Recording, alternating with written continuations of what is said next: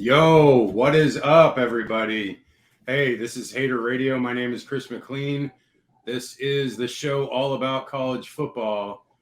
So, Ian, can you hear me?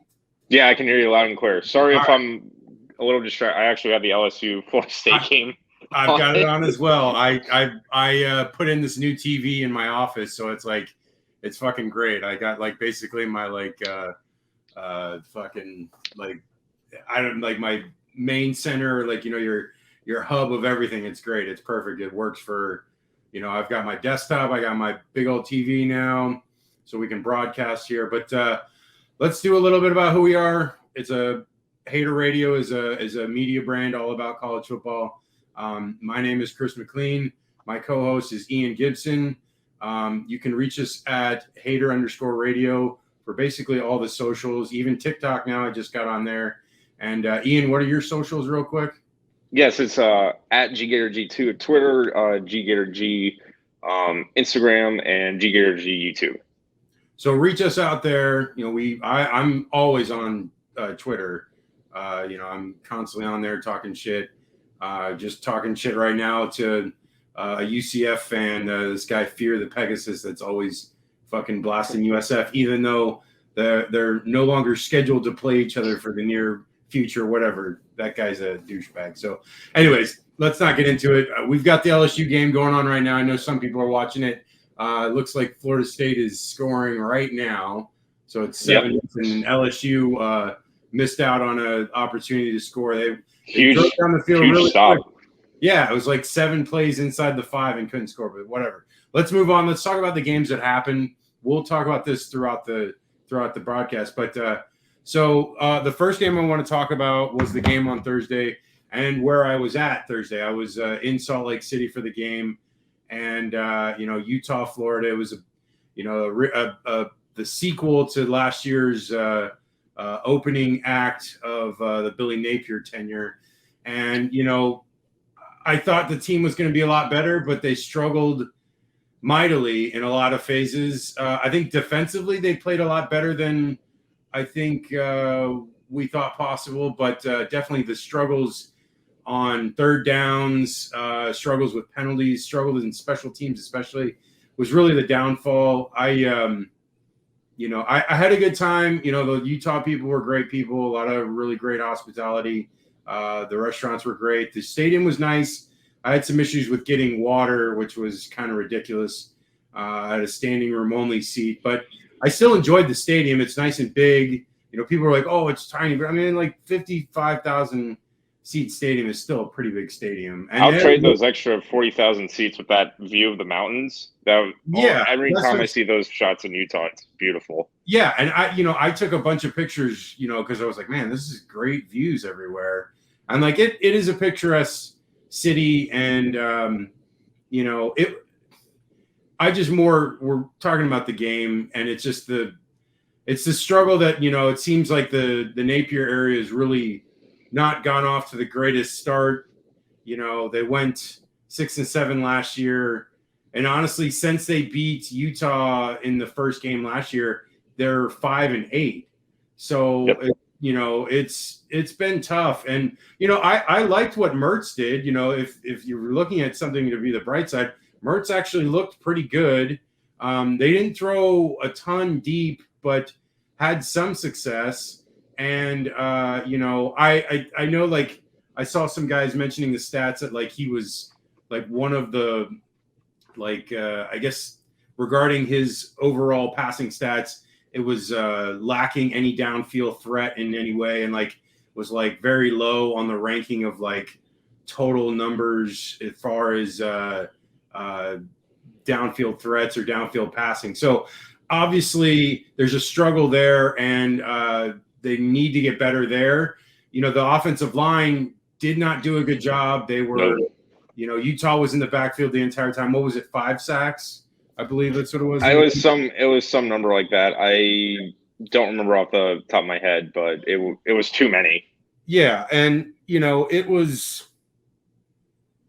frustrating. As a fan watching the game, that's what we are about on Hater Radio, is about being fans, because it's like as much as yes, we trying to be a media brand. We're still realizing our bias towards the teams that we like, and we're not trying to shy away from it. That's like the whole goal with what we're doing here. So, I struggled with enjoying the game at all. And that's really, that's frustrating as a fan of a team. It's like, at least if you lose, you can still find some enjoyment in the game. There was honestly, I don't know, there was almost like no moments of joy, because they got a field goal. It was like the first play, from Utah. And I was in outside the stadium at the time, and I was coming back to my car real quick and then going to head to the game, and I could hear the roar, and I knew they scored because you could just tell by how loud it was, and it was loud, and I was like at least like half a mile away, and I was like, wow, that's definitely a big play. And it was like right as the game started, I'm like, man, that is not a good sign. And I don't know, it's yes, but you have to realize Utah is a really good team. This is not like this was a slouch. All these other teams got to play these FCS teams, these directional school teams, these bottom of the barrel teams that are basically glorified practices. While Florida had to play a two-time defending conference champion that on the road with a ton of experience on both sides of the ball. And yes, they didn't have their starting quarterback and they were down to their third and fourth string, but those guys were talented enough to make plays, and the rest of the team is very good. So it's not like they were playing garbage. And I don't know. I mean, I'm not defending it because the mistakes were terrible. The stuff on special teams was dreadful, especially that jersey incident with both Eugene Wilson and Jason Marshall having number 3. Like, I think I saw somewhere where it was saying that Eugene had switched from 21, and that was the problem. But then someone else had mentioned that Desmond Watson was on that play, so there still would have been a problem regardless. So I don't know. It seems like a very lazy take on their job and just not being prepared. And that's a shame because you have all 9 months to prepare from the second that bowl game was until this first game for this first game. And you should have every I dotted, every T crossed. You should be so prepared that you're double prepared, as my brother always makes fun of my dad for. It's like literally they practice for like 4 weeks in training camp. They should have been ready to go in this game. And there was so many mistakes. And I will granted say that I saw in the TCU game at like near the end of the third quarter, they were at home and defending or the runner-up last year in the national championship game, and they had 4 false starts on the offensive line. So it does happen. Like, it's not like other teams don't make mistakes. It's just they were like, it seemed like every time they had a crucial down, they made a mistake that really like shot them in the foot. And it was, the third down in the red zone area when they were about to score. If they score a touchdown there, that game goes, it's 10-7. Who knows where that game goes? Then it's like, not only do they not get the touchdown, then they miss the field goal, and then they get a stop on defense, which the defense actually made stops in this game. And then the stupid jersey number shit. And so then Utah gets the ball, goes down and score. Then Crawshaw shanks a punt.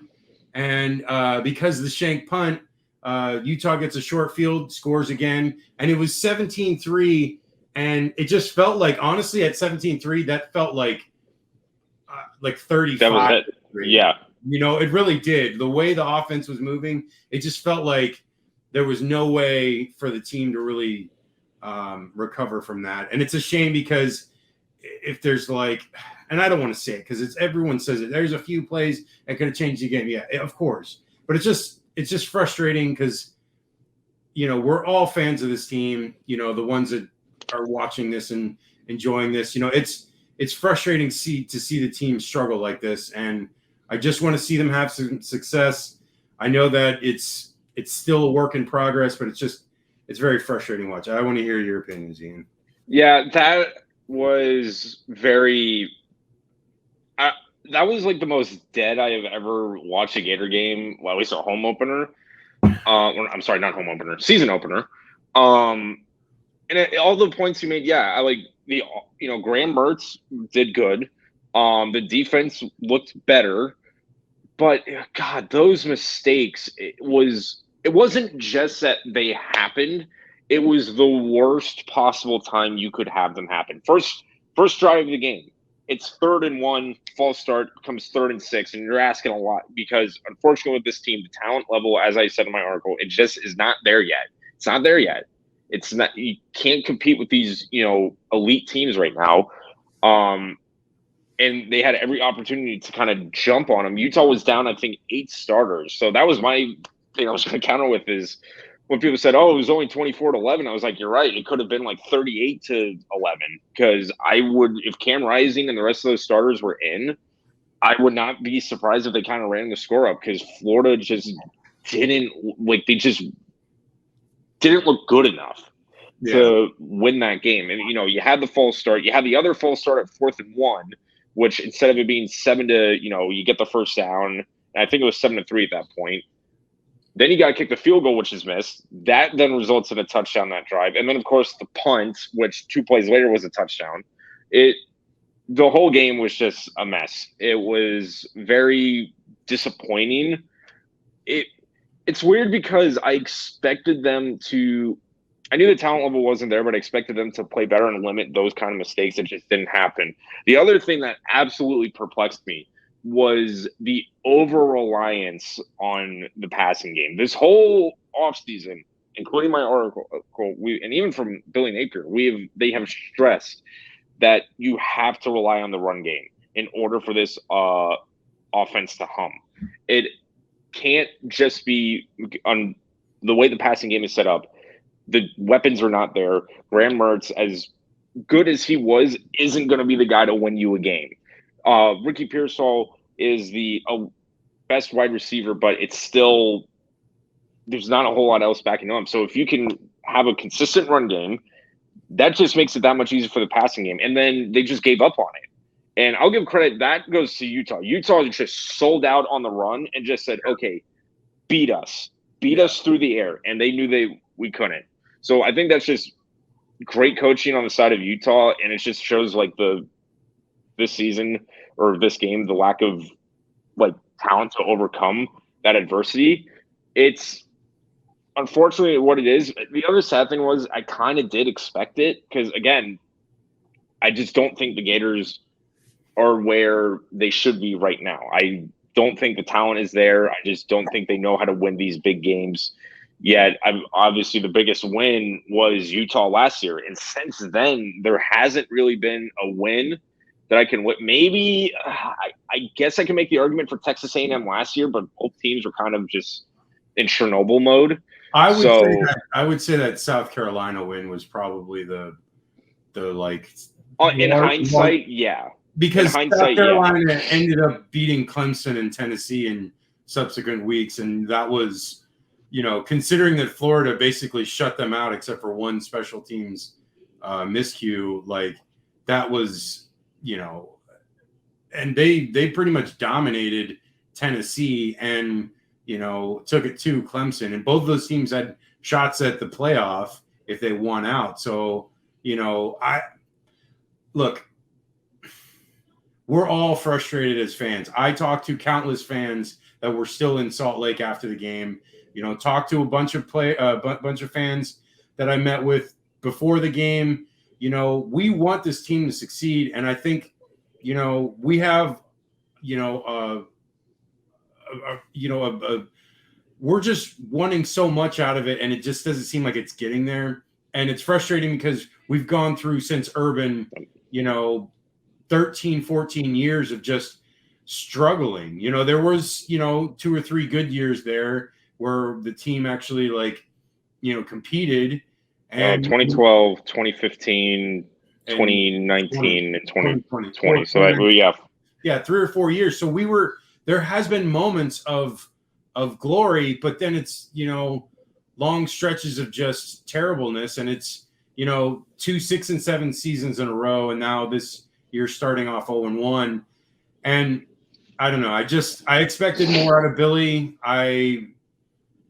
He sounded confident coming into the season. The way he was talking to the media sounded like he knew more than all of us and knew what he was seeing out in practice. And it was, going to be something more, but I don't know, just it's frustrating. It just really is. That's the key. That is the word to describe this weekend. And I was just going to shout out real quick to a couple people. So Joe Grant, comment, go Noles, whatever. Joe, I love you, brother, but we'll see. It's 7-7 right now. Yeah, LSU just scored. But no, and also shout out Mike. I don't know Mike's last name, but I met him on Wednesday night at the Green Pig, and Mike goes by Just Getting Better on Twitter. Great guy. Me and Mike get along a lot on a lot of sports takes. Me and him are Magic fans, so we commiserate about that. And no, he was great. Mike is a great Gator fan and a great follow, and glad to meet him. I bought him a couple beers. We were taking shots together, and him and his buddy Cam, and Cam is on he's on a podcast. I can't remember which one. Cam, if you see this, let me know so I can shout you out next time. And also their friend Justin and some other people. I met Harrison, a younger guy from Twitter that's really funny, and it was a good experience. Like, I will say, besides the game, which I was really frustrated about, everything else was enjoyable. I probably ran into 50 Gator fans outside of the game. Like, that's how many were around Salt Lake City, and all throughout my entire time, there was a ton of people there. And it's a shame that it went the way it did, but I don't know, man. I'm glad they do games like this because this is more fun than playing a shitty team. I don't like when they play FCS teams. It's not enjoyable. Like, you don't really get anything out of it. Like, we as a podcast, as a brand, don't even cover those games because there's nothing there. There's no analysis to be made about beating a team of essentially JV players playing against a varsity team. It's not equal. In no way is it a fair assessment of how a team actually is. So I don't like seeing those games. Hopefully if we get to a point where there are just 3 or 4 conferences, they get to the point where they're just playing each other and they don't play any of these smaller teams. It sucks for those smaller teams. They don't get that payout, but I'm sorry. Major college football deserves to have, better matchups.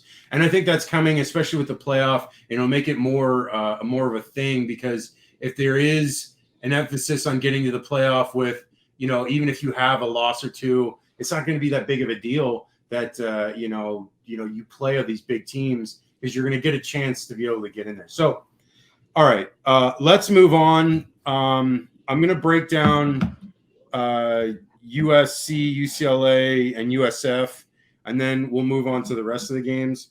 I'm just going to do USC really quick because, again, it was one of those games, one of those FCS or whatever, Nevada. It's a smaller team. It doesn't really have much to compete against, the Trojans. But Caleb looked good. But, again, the stats are meaningless. It'll add to his Heisman totals, which, that's important. So he got 4 TDs and 278 yards and no turnovers. So he looked good in the game. Again, they don't play anyone for the next couple of weeks until they play Notre Dame August 14th. So, it's really going to be just kind of play as many young freshmen and sophomore you can to get ready for the big games coming up in October and November. So moving on to UCLA. Now, Ian, I want to hear your opinion before I talk about it, because I know you love the Chanticleers. And I wish I had no idea that Coastal was playing UCLA on Saturday until it was I had already did my travel plans for Utah. And if I had known that, I would have made sure that I would have been able to come back to be able to go to that game, because I would love to go to that game, because it was a close game for almost 90% of it. So it was interesting. Grayson McCall is still very good. still a very solid quarterback that, got the job done. But I want to hear your opinion on it before I break down what I've got to say. Yeah, I was really impressed by, Coastal. Again, this is where it's like talent versus talent. You can easily see how UCLA could have ran away with this, but somehow Coastal has this thing to just be a pain in the ass to these teams. It's quite impressive. But yeah, unfortunately though, the offense for Coastal just was sputtering throughout the entire game, especially early on. They didn't get a whole lot going. I know that they were able to make it 14-13 around the third quarter. But after that, they just kind of ran out of gas. And I think you see that a lot with these group of 5 teams. They just don't have the endurance to hang on to these games. UCLA's defense, though, we've talked literally, it's amazing how Grayson McCall is still in college. We talked a lot about the ability of McCall and how dangerous he can be. Through the air and through the running, but they did a very good job of same thing as what Utah did: sell out on the run, make them beat you in the air. And McCall had to throw over 40 passes against a very, very tough secondary of UCLA. And even then, they still did very good. Sam Pickney, I believe it was, for Coastal, had a fantastic game. I think I know he had over 100 yards and touch. He had that big touchdown. But all in all, the better team won. UCLA just showed, they won out through the talent. It was interesting to see both Dante Moore and I believe it was Ethan Garbers kind of go back and forth, because I don't know at UCLA as well, but I don't know if there's as much of a quarterback controversy, because it looked like they were splitting time, and the stats were pretty similar. But it was, all in all, way for UCLA to kind of fell into the trap. I kind of got that impression that, okay, they were kind of sleepwalking through this, and then, Coastal kind of gained up on them. Both teams just were like, okay, we're going to have to pass it through, pass to win the game. And ultimately UCLA, I believe, because of the better talent and able to make the big play, was able to, pull out the win. It was, the defense really bailed them out. UCLA could make the case of having, an elite defense. Credit is Coastal. But it was really good for them to, wake up before it got, too scary, because they were giving them a tough time. Yeah. The defensive coordinator just got brought in this year is Danton Lynn. He's the son of the former Chargers head coach. I can't remember his dad's first name, but he was the safety coach with the Ravens, I think, last year. And, very young guy, but seems to be very smart assistant coach now into this coordinator position. And he seems to, honestly, the cornerbacks and the safeties were playing, balls out. They played a phenomenal game. Honestly, I was, let's see, 10 tackles for loss, 4 sacks, 3 turnovers caused. They really got after Grayson McCall, and they only allowed 56 rushing yards, and it was a very good performance. I got too tired by halftime. I had to go to bed because I had an early flight today, so I didn't get to watch all of it. I watched some of the highlights when I got home before I started the broadcast. But no, it was, as much as Coastal is a Power 5 team, or not Power 5, Group of 5 team, they still are one of the better Group of 5s and could honestly compete in, I would say they'd be competitive in the Big 12, competitive in the ACC, and probably competitive in the Big 10. They'd probably struggle in the SEC, but still, I think they're a decent team that can move the ball. But UCLA, the defense was the problem last year. If they can fix that, they honestly, all they have to go is like average. If they're an average defense, just like with the case with Florida, just like the case with USC, then you'll have a much better team for all 3 of them.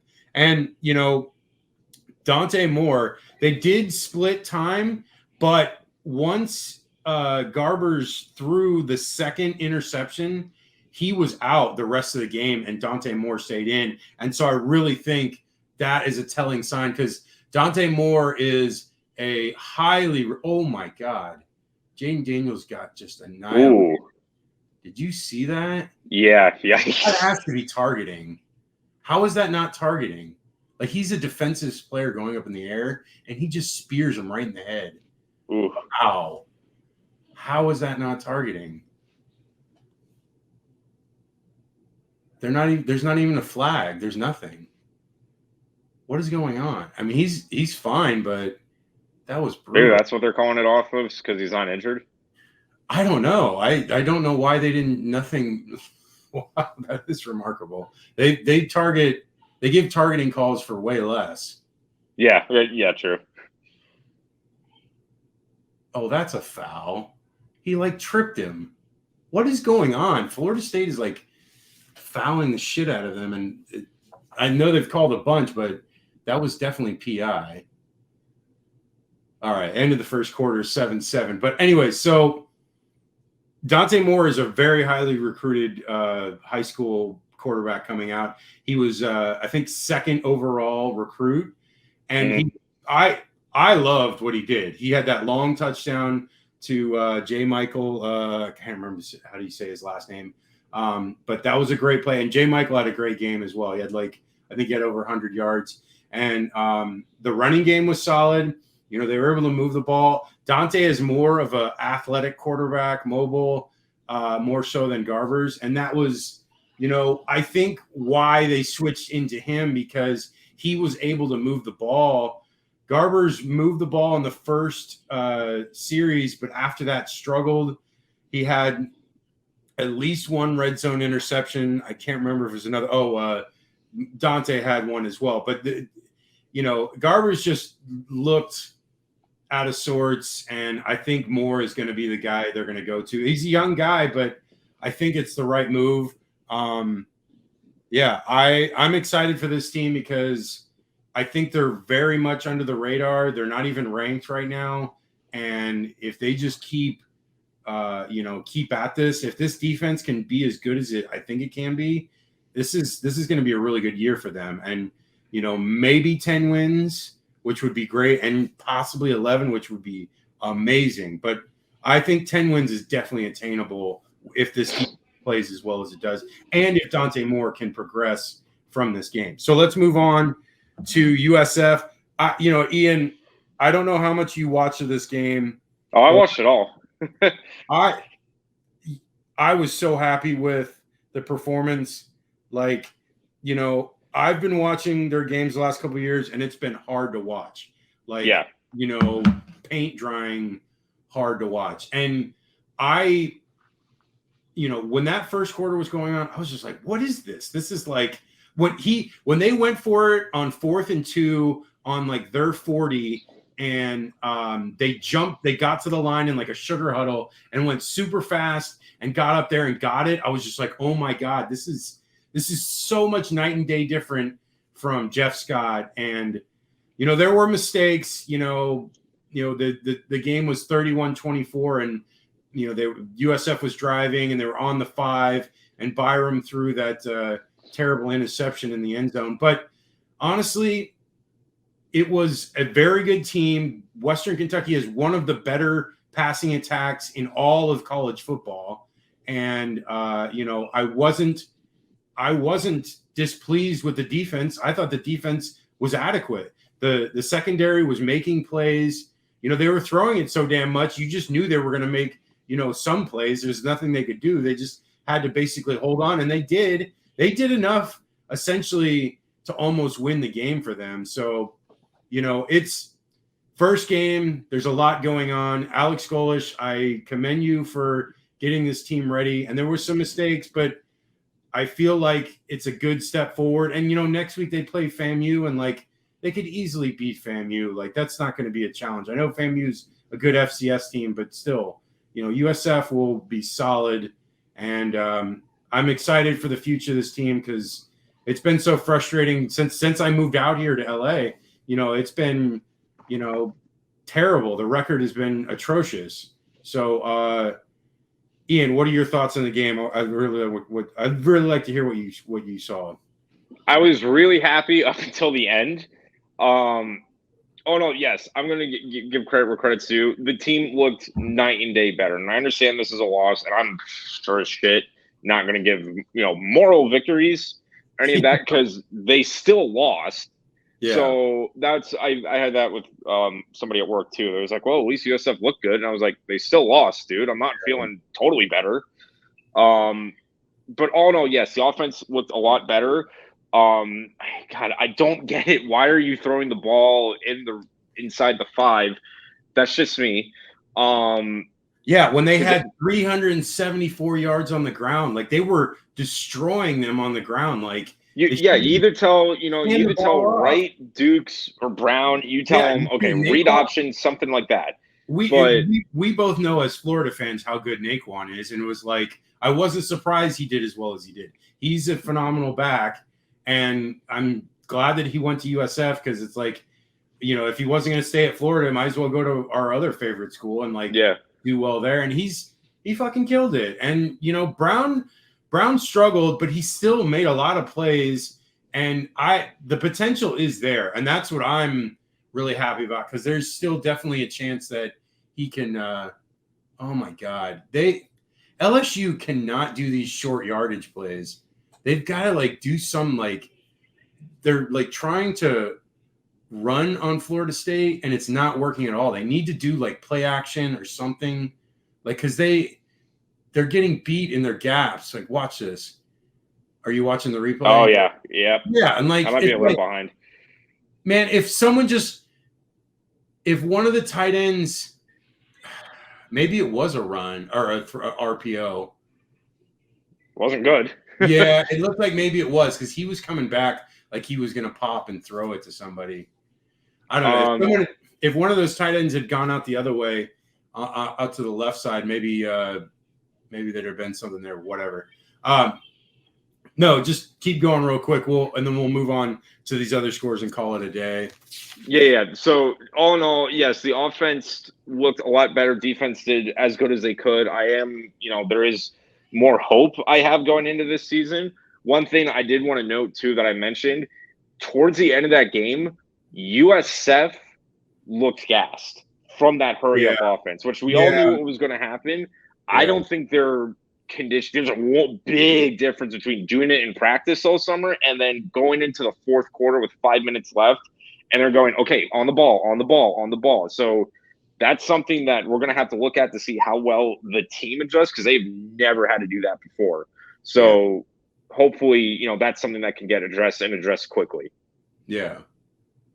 No, I mean, it definitely – I saw a bunch of other people talk about it that they were gassed. I didn't notice it as much because where I was watching it, I didn't have the volume on, so I couldn't, hear, the announcers talk about it because – I couldn't really necessarily tell from what I was seeing, and I was also drinking, so that could have added to my failure of noticing things. But no, it definitely is an issue. It's probably large to do with the lack of talent per se, and that there's a lack of depth because of the lack of talent. So it's a struggle that they're going to have to deal with this year at least. I like where Golish is going recruiting wise, and it seems like they're already the best AAC team recruiting wise so far for this 2024 class. So hopefully those things will start to turn around. But no, I mean, all in all, Western Kentucky's a good team. It was a tough road game, and they didn't look extremely terrible. The offense looked better. Yeah, offense looked competent and the defense played tough. And that's honestly all I'm really asking for. Because last couple of years, the defense has been atrocious. They were literally last place last year. So, you couldn't get much. You can't get any worse. You can only get better potentially. So, let's move on. We'll do these last couple of games. We'll talk about them and then we'll call it a day. Okay, Tennessee, Virginia. Tennessee wins 49-13. It was it wasn't a home game. It was technically a neutral site game, but it was in where the Titans play, right? Yeah, the Titans play in Nashville. So, I mean, I don't know. Virginia's not very good. They lost Brennan Armstrong. They obviously struggled with the death of those players last year, which obviously is very tough to deal with. Regardless of how you say you want to move on, you still really fight with that for a very long time. So it may be a very tough year for Virginia. And it's a shame. But Joe Milton, I numbers wise, I didn't see anything that impressive.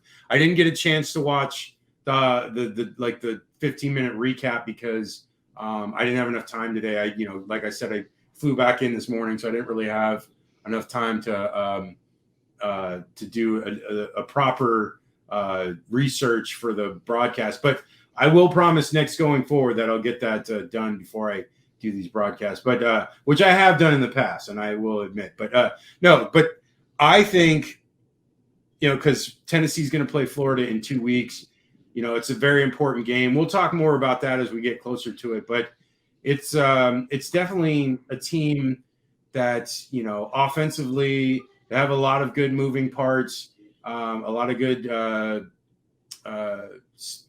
wide receivers and running backs. I think Milton is the key. Oh my God, he fumbled it. Oh my God, dude, LSU. Why? How is this possible? 2 years in a row. This is pathetic. Oh man, they are gift wrapping this. Oh my God! Wow, dude. Just amazing. That's rough. Oh my God! And then he almost had it, and then he lost, and it went right to that guy. This is pathetic. Anyway, so definitely the Tennessee game seems to be like a pivotal moment in what happens in this season for Florida. Your thoughts on this game, then we'll move on. Yeah, nothing much. I mean, this was kind of a squash match. Tennessee just had the better talent. It took the offense a little while to get humming. But by the end, towards the end of the second and going well into the third, Tennessee just flexed their muscles. Milton, not the most eye-popping game, but I can tell, he's going to have more big games in him. Yeah. Intercepted. Yes! There. Oh. It's justice. There's justice in the world. Oh, don't lie. Okay, so let's move on. Now, this is probably the biggest game of the day yesterday, was that Colorado-TCU game. Oh, yeah. Colorado wins 45-42. I will hand it to Deion Sanders. I did not think that they would win that game. I was definitely rooting against them because I don't know what it is. I mean, Deion's just very brash, and he just gets I don't know. The stuff with Jackson State was very disingenuous. He's all about hyping up stuff for the HBCUs. And, I have friends that have gone to those schools, and it's I want them to have success. And for him to be there and that was great. But he was just using that as a stepping stone. And that's what pisses me off, because it's dude, don't say this shit like you're all about it. And I even just saw, what just happened? I just saw a video of Eddie Robinson Jr. And him doing the handshake at the end of a game with Deion, and he was all pissed at him. And you know what, man? I'm glad Eddie Robinson was pissed at him. I don't know what for, but it just shows that Deion's all about him, and it doesn't even matter. And he uses whatever he can to get, things his way. And you know what? I know he's a good coach. He can obviously recruit well. That's a huge battle. And, the offense looked fucking phenomenal. I mean, Sanders his son had freaking over 500 yards passing. It's in the last 25 years, it was the most by an FBS quarterback in their debut, which that's crazy. And, I will say, though, TCU's defense is atrocious. They've given up over 150 points in the last 3 games. Yes, it was against Michigan and Georgia and those other two, but still, they're just a bad defense. They were bad last year. They barely did enough to be able to survive all those games last year. And then this year, it just obviously bit them in the butt early. Their offense looks good. They didn't do enough to make a difference there. But, I think this Colorado team is probably going to be like a 5 to 6 win team. And they have a lot of tough games. They have Utah, USC, I believe Oregon. They got Oregon.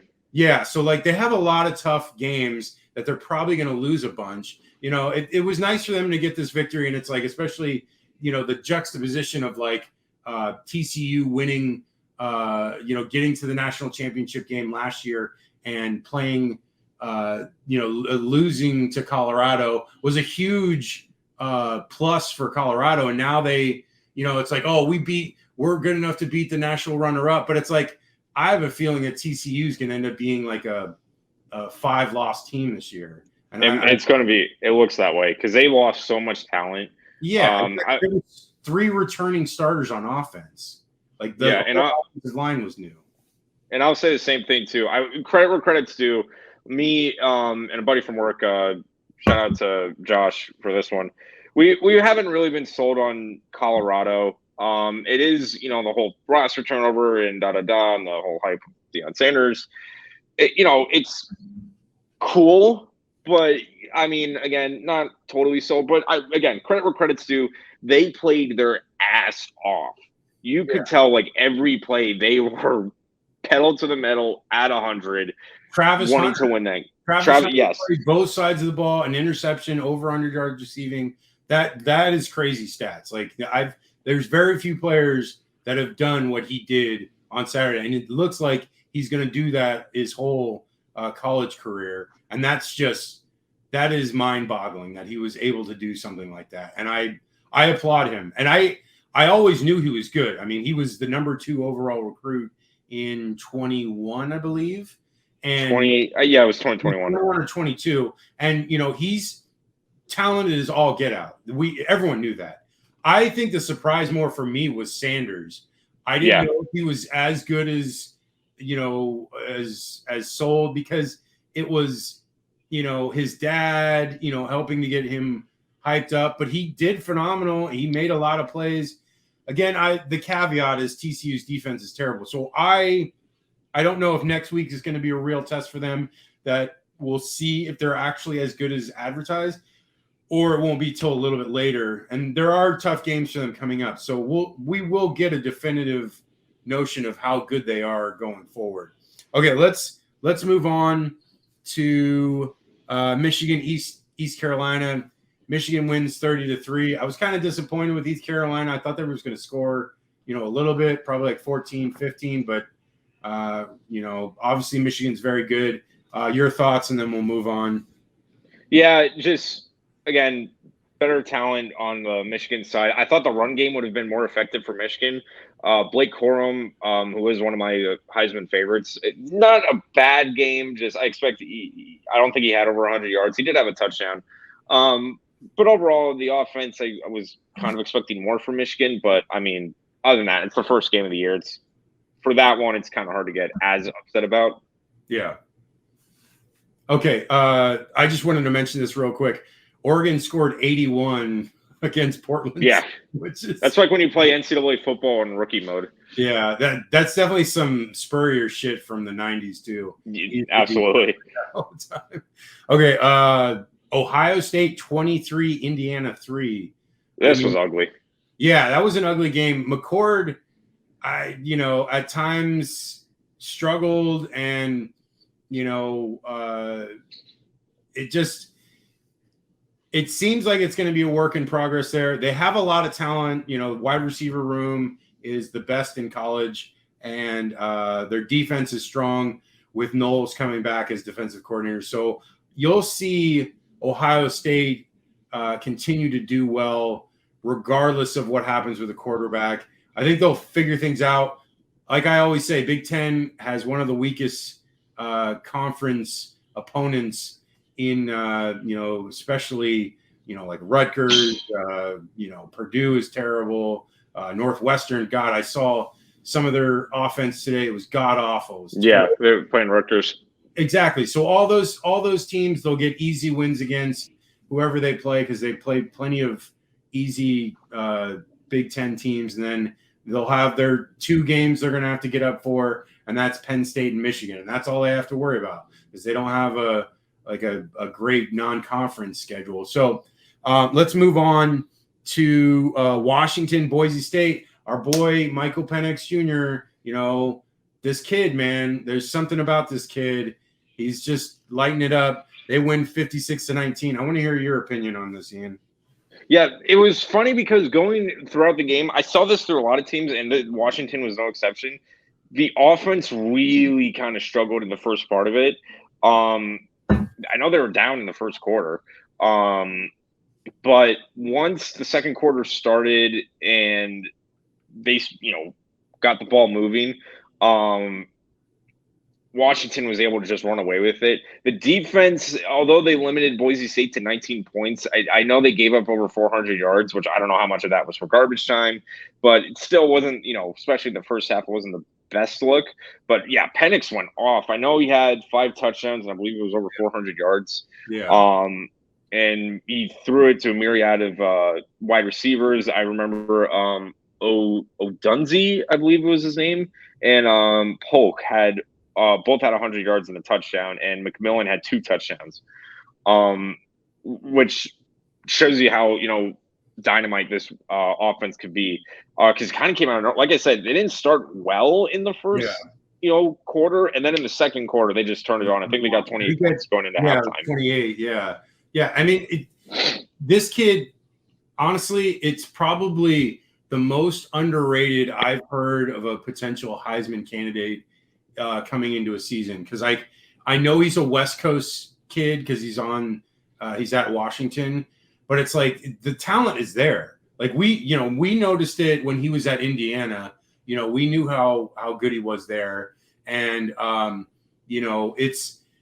it's being more evident because last year they were really good, and on the verge of potentially getting to the Pac-12 championship game, and I honestly feel he's going to be it's going to go Caleb Williams, Drake May, and then Penix Jr. as far as the draft coming up in 2024. But no, just phenomenal player. To beat a solid opponent like Boise State was definitely a huge push towards that Heisman candidacy and towards a big year for them at Washington. A ton of talent in their wide receiver room and elsewhere as well. So let's move on. North Carolina, South Carolina. Mike, just getting better, was at this game. He literally left Salt Lake like Friday morning and then flew to Charlotte and went to the game. And I'm like, dude, 2 huge games in like 2 days. That's crazy. But a crazy game because it was like North Carolina defensively just annihilated Spencer Rattler. I mean, they had I thought I wrote it down, but I guess I didn't. They had so many tackles for losses and sacks. It was like they just were through the line like every time they were coming through. And it was remarkable that South Carolina continued to try to rush the ball, and they had like no success at it at all.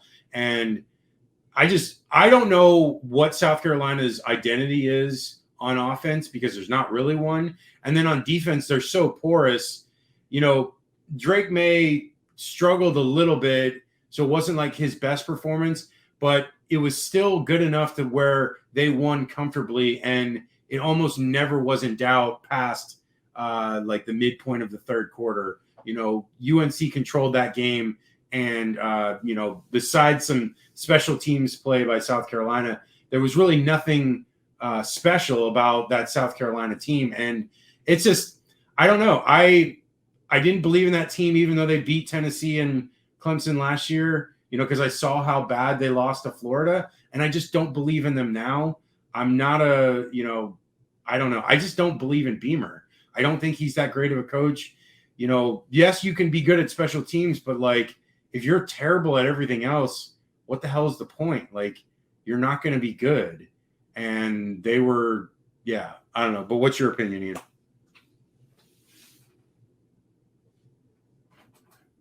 Ian? Oh, we seem to have lost him. Hold on. Oh, there you are. Yeah, sorry about that. I think the difference was, although it wasn't fantastic, North Carolina was able to have a positive running game to at least keep South Carolina honest on the rush. So it gave Drake May more freedom to running. Rattler was running for his life that whole game. And I'll give credit to Rattler. He actually, I think he went 30 for 39 or something like that. He actually didn't have a bad game. But a lot of those were short passes. And but he had to do short passes because he had maybe 1 second, bam. So I'll give credit. At least they adjusted to okay, he's got 1 second before he gets clobbered. Yeah. But yeah, South Carolina, they really have to work on that offensive line because it was just getting shredded. There was absolutely no run game whatsoever, which again was kind of surprising that they still went to it. This isn't like Florida where it was this is the backbone of it. We kind of knew going in that while Joyner is a very good running back. Oh, you idiots. Oh, my God. Oh, God. That was close. How did they not get that? It was right there, man. Oh, God. What was it? Oh, Joyner, although he's not he is a very solid running back. It's not you're expecting that, South Carolina rush for 200, 300 yards. It's going to live and die through Rattler. And if you do not give Rattler time or breathing room, it's going to be a long day like it was in this game. Yeah. Okay, let's move on. Last couple of games. Penn State, West Virginia. Penn State 38-15. I didn't see Alar's stats at the end. What did you see out of this game? I liked Penn State throughout this game. They're obviously much better than West Virginia, but what did you see out of Alar that you took from this game? I thought Alar was very efficient. He made very smart passing plays, and I'll give credit to that for the coaching. They did not do a lot of hero ball in this. They did it, very okay, we're going to give them high percentage passing plays, maybe short, medium routes, maybe a play action deep here or there. But it wasn't very taxing for him, which I think is good. That's how you ease a quarterback into this. I know he had over 300 yards and 3 touchdowns, which is a very good start. West Virginia wasn't, as strong as they have been in years past, so I kind of expected that. They did try to make it a game towards the end, but in the end, Penn State had the better team. And once again, what helped in the passing game was that the rushing attack. I think they went back and forth between Singleton and Allen, and that was able to get over 100 yards rushing. So they were able to keep West Virginia honest, to keep Alar more freedom and breathing room for those passing plays. And the offensive line did an impressive job to at least give him that time. Yeah. Okay, last one real quick. Oregon State beat San Jose State earlier today, 42-17. The only reason I want to mention it, obviously, because Oregon State is going to challenge for the Pac-12, is DJ Uiagalelei. I think that's how you say it. I don't know. We've been in ukulele. I don't know. We've tried to figure out the last 4 years, and we still struggle. But he actually had a really good game. He had 5 TDs. So maybe if that team can, use his talents as best they can and get the most out of him, maybe they're a 10-win team, possibly 11-win team. I mean, they won nine regular season games, and they won the bowl game against Florida. So maybe there's a chance that they can contend. They beat They barely lost to USC, and some other games were really close as well. So maybe Oregon State with a better quarterback can win some of those close games. The other 2 games, LSU, FSU, is still going on right now. It's 7-7. Clemson. Does anybody want to win this game? That's what I'm going to say. It's like last year. Yeah, exactly. Yeah. Clemson Duke is tomorrow night. So both of those 2 we'll talk about on Wednesday.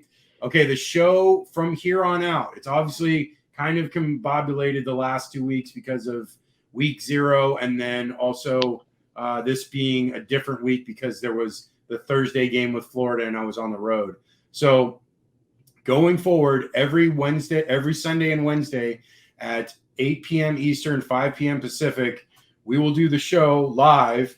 It'll be on every other format afterwards, YouTube and all the podcast formats as well. So if you can't catch it live, you can catch it on those other ones.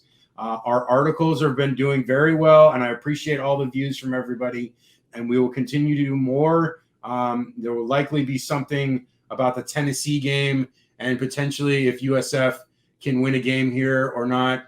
And Jaden Daniels. Oh, wow, that was a good run.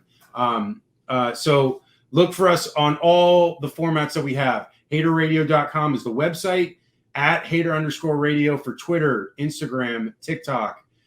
For YouTube, it's at Hater Radio, just one word, and haterradio1@gmail.com for email. So that is the show. I'm Chris McLean and Ian Gibson. What are your socials real quick before we go?